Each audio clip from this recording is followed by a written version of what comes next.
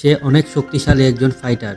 সে একজন মেয়ের প্রেমে পড়ে এবং সে তার ঘর-বাড়ি বিক্রি করে দেয় এবং পরে সে জানতে পারে সেই মেয়ে তার সাথে বিশ্বাসঘাতকতা করে। সে এইসব কিছু জানার পর সে একদমই ভেঙে পড়ে এবং তার ফাইটিং স্কিল ভুলে যায়। কিন্তু সে এমন একটা স্কিল শিখে যেটার ফার্স্ট শর্ত ছিল তাকে মদ খেয়ে ফাইট করতে হবে। কেন মদ খেয়ে ফাইট করতে হবে আর কেনই বা মেয়েটা তার সাথে বিশ্বাসঘাতকতা করেছিল সেটা জানতে হলে দেখতে হবে আজকের মুভি এক্সপ্লেন দ্য ডাঙ্গিন প্রোটোগি। তো দেরি না করে চলে যাওয়া যাক মুভির গভীরে। শুরুতে আমাদের চীনের একটা ছোট্ট শহর দেখানো হয় যেখানকার সহজ সরল মানুষদের, যে শহরের নাম ছিল চাংকাল। এখানে থাকা পরিবারগুলোর মধ্যে একটা পরিবার হচ্ছে কোয়েন পরিবার। কোয়েন ফ্যামিলি অনেক রিচ একটা পরিবার।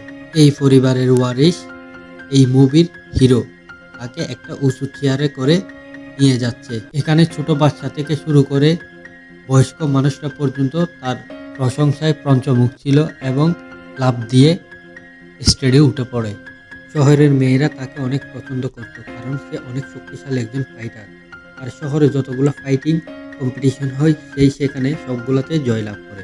এখানে আমাদের লিনের বাড়িতে যে কাজ করে তাকে দেখানো হয়, তার নাম সার্গিট। তবে সে লিনের বাড়িতে কাজ করলেও লিন তাকে সবচাইতে কাছের বন্ধু মনে করে।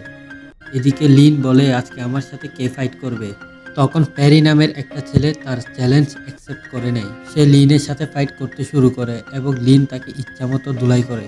প্যারির একটা লাথি আর ঘুষিও লিনের শরীরে লাগে না কারণ সে হাওয়ায় লাফালাফি করছিল। এই শহরে যেই লিনের সাথে ফাইট করে সবাই মাইর খাওয়ার পর হার মেনে নেয়, যে কারণে প্রতি ফাইটিং ম্যাচের পর তাকে একটা কাপ দেওয়া হয়।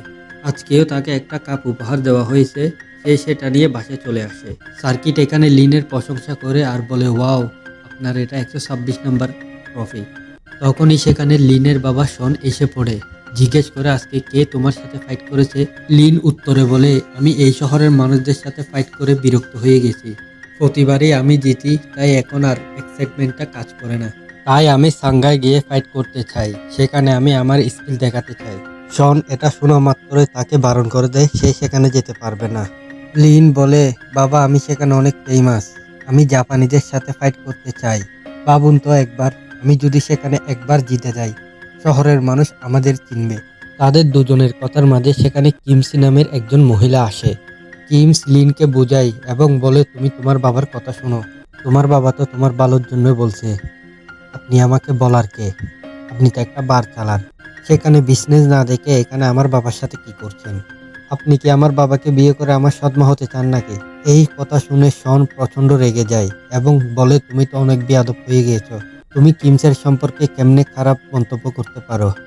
লিন বলে, বাবা সত্য সবসময় তিতা হয়। সেই দিন রাতে শন সার্কেটের সাথে বসে বসে কিছু নোট চেক করছিল। সেগুলো দেখার পর শন বলে, সার্কেট তুমি এত টাকা কোথায় খরচ করেছো?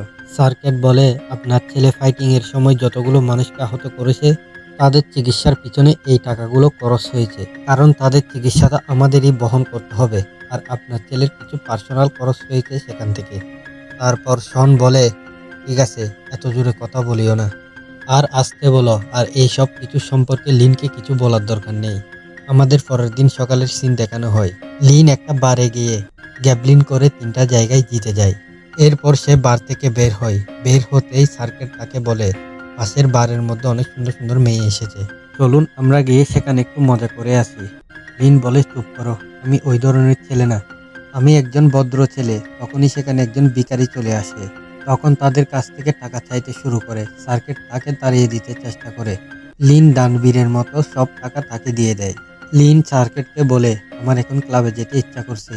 এটা শুনে সার্কেট অবাক হয়ে যায়, কারণ একটু আগেই তো সে বলল আমি ভদ্র ফ্যামিলির ছেলে। সার্কেট বুঝতে পারে না লিনের কি হয়েছে। লিন বলে, চলো আমরা সেখানে তাড়াতাড়ি যাই। এটা বলে সে তাড়াতাড়ি ক্লাবে যায়। একটা মেয়ে অনেক সুন্দর করে গান গাচ্ছে এবং লিনকে দেখে মনে হচ্ছে সে তাকে জড়িয়ে ধরবে। সে গান গাওয়া মেয়েটিকে সরিয়ে পিছনে তাকে যে মিউজিক বাজাচ্ছিল তার কাছে চলে যায়। লিন মেয়েটির কাছ থেকে তার নাম জিজ্ঞেস করে। মেয়েটি বলে তার নাম লুচি। এই মেয়েটাই হচ্ছে এই মুভির হিরোইন। লিন যখন লুচির সাথে কথা বলে তখন পার্ক নামের একটা ছেলে বলে, আমি 100টা রূপার কয়েন দিব তাও আমি এই মেয়েটাকেই চাই। তোমার 100টা কয়েনের বিপরীতে আমি 500টা কয়েন দিব, তবু আমি এই মেয়েটাকেই চাই। এই কথা শুনে পার্ক তার লোকজনদেরকে নিয়ে স্টেটে যায় লিনকে মারার জন্য। পার্ক লিনকে প্রশ্ন করে, আমি কে তুমি জানো?